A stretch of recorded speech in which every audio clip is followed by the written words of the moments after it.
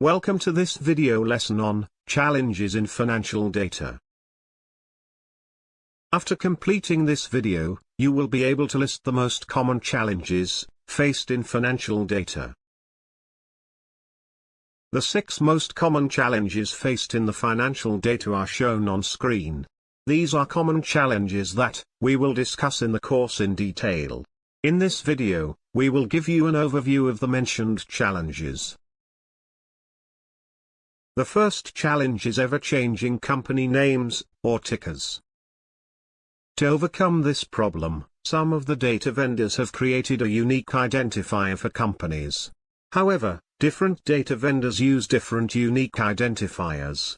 So it is complicated to merge data from different vendors. The second challenge is in the event of corporate actions such as dividend, or stock splits, there is a change in the stock price. Some data vendors smoothen the stock prices to incorporate the impact of the corporate actions, and this is called an adjusted price series. Depending on the strategies, you need to choose adjusted price or unadjusted price series. The third problem is survivorship bias.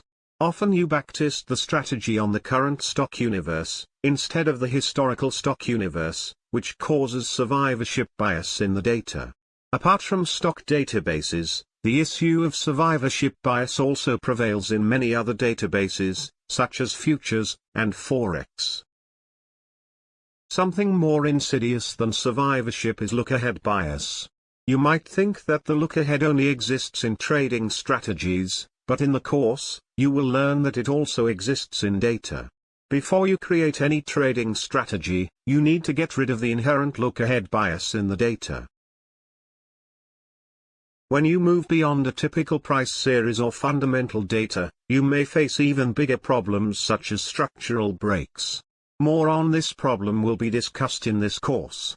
You put a lot of money for alternative data only to find it is entirely useless. In alternative data, there are a lot of categorical features.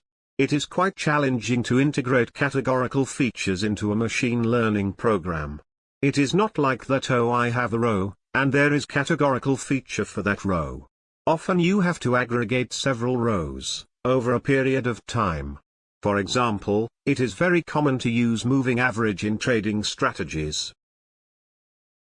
But how do you create a moving average of categorical features?